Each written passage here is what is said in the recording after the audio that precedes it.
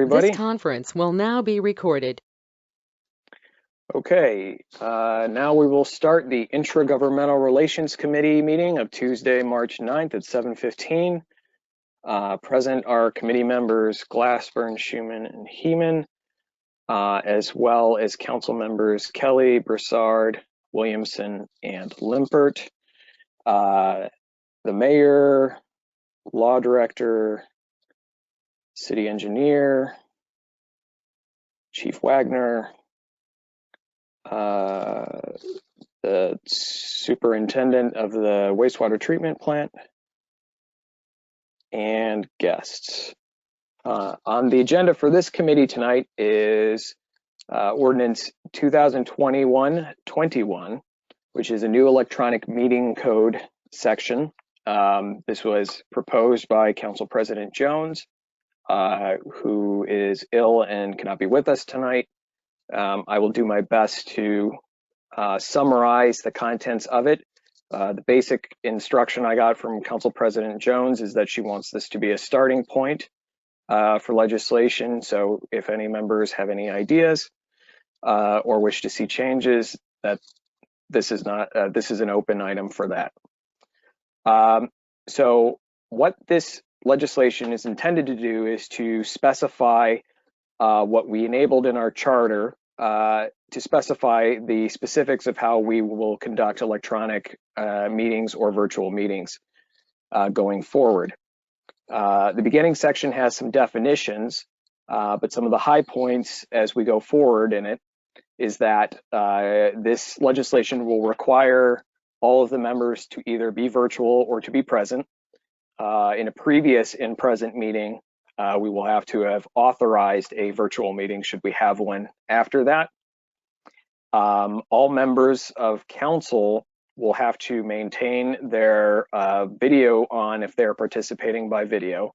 They can ask the chairperson for an excuse to, I suppose, use the restroom or something of that ilk, but they're supposed to go through the chairperson. And then there are a series of stipulations about how to interact with the public or other guests. The chairperson is to have the ability to mute microphones. However, they are to give 2 verbal warnings to someone that is violating the rules prior to doing so. Although there is a additional clause that allows the chair at their discretion, if there is something that's, let me use the correct language here.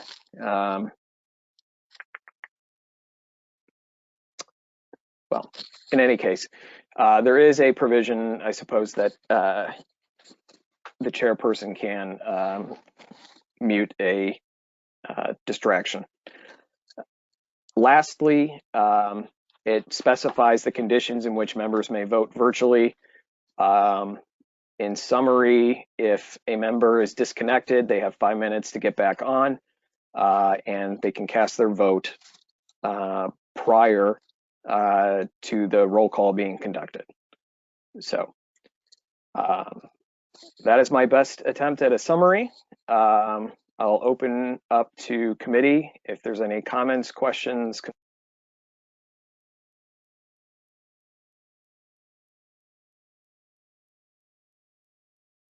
You shut your mic off, Mr. Glassburn. Councilwoman Heeman, I'm sorry, I thought I called on you before I did so. Thank you, Mr. Chair. I believe that, if you are to be counted as present at the meeting, you need to be on camera unless you actually have a technical difficulty that prohibits that. I don't think that if we were at a meeting, we would be wandering around out in the hallways. I mean, except for an excuse like the restroom or, you needed a glass of water quickly, something of that nature. Otherwise, if you're not there, you're not there. The same goes for, if we're actually in a council meeting, right? If you have to leave the DS for any reason, then you might miss that roll call vote. So I would like to see cameras on at all times if you intend to be present. And if your camera is not on, then you are not present. And I suppose I'm firm on that, and other things I'm open to. Thank you. Thank you. I'm sorry, Councilman Schuman. The only thing that concerns me, and I think this is pretty well written considering it's all new stuff, but what if we are in a situation where we can't have that in-person meeting? What if we're in the middle of the zombie apocalypse and the houses are all boarded up? Mr. Groh, you got any suggestion for that? I recall, Mr. Chair, if I may, Yes. Go ahead. I recall, Councilman, that if I recall this correctly, that the charter amendment requires that to be done at a meeting prior. So it's part of the original charter amendment. So we're going to have to wait till the zombies clear out and then reestablish.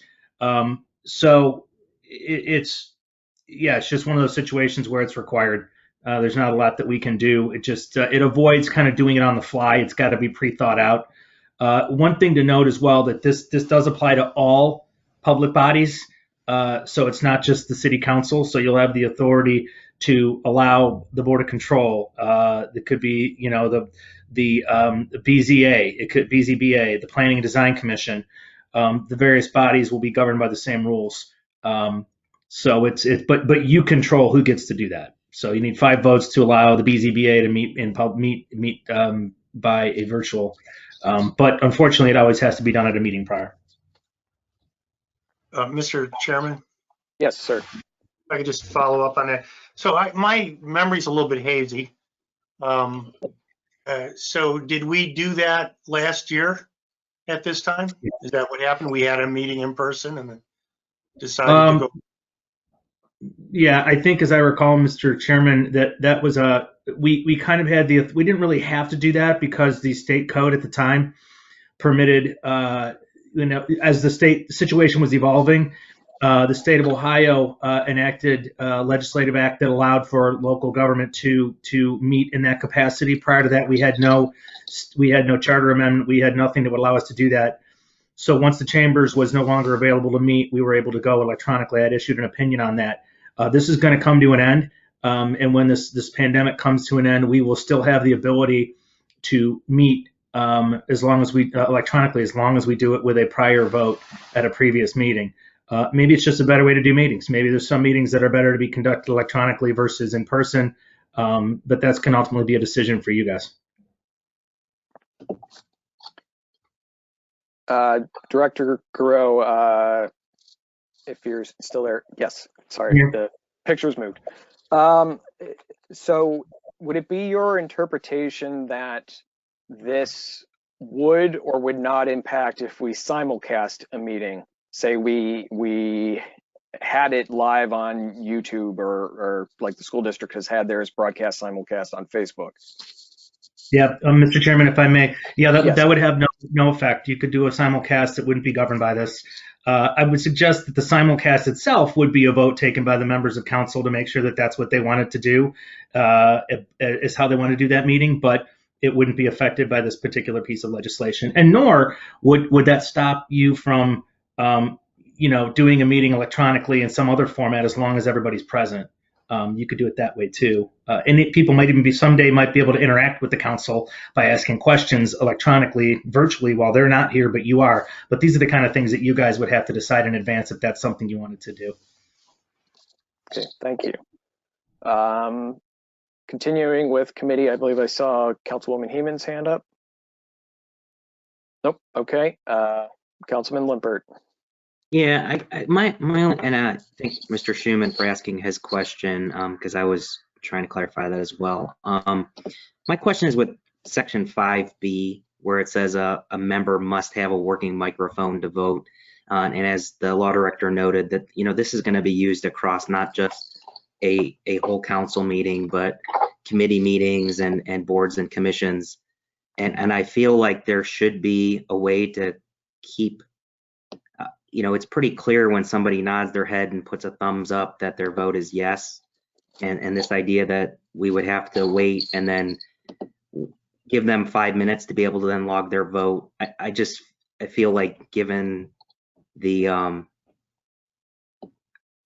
technical difficulties that can occur in these times, to me, I feel like we're being overly rigid to try to get a voice vote on something that can be clearly obtained as a confirmation vote. I mean, we could even put something in there that the chair would confirm that vote if there is a technical difficulty, but it just seems like a lot of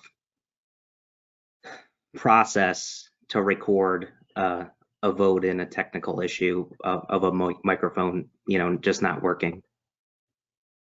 Mr. Chair. Yes, please, Director Groh. Thank you to Councilman Limpert.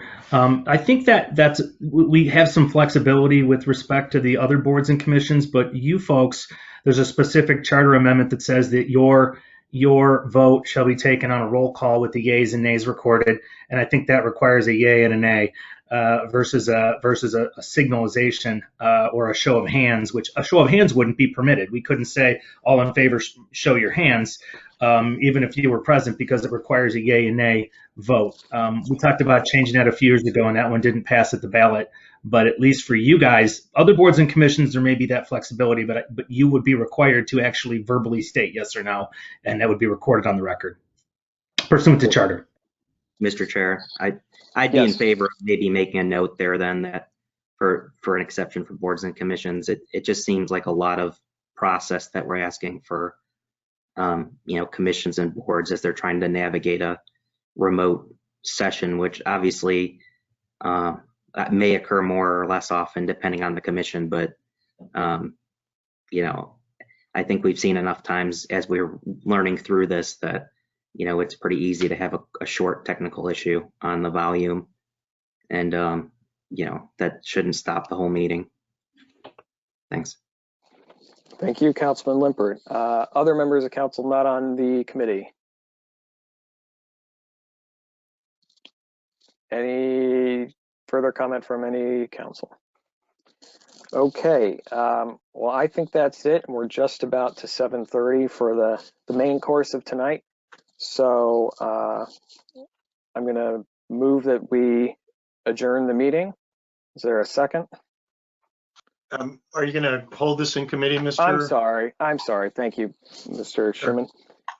We will hold this in committee, and we will take everyone's feedback back to Council President Jones and see how she. We have to vote on to hold it in committee. Motion in a second. Okay. All right, I will move to hold this in committee. I'll second that. Thank you. All those in favor of holding it in committee? Aye. Aye. Okay, that is 3-0. Now I will do the motion to adjourn and ask for a second. Second. Okay. But all those in favor of adjourning? Aye. Aye. Aye. Okay, we are done at 7:28.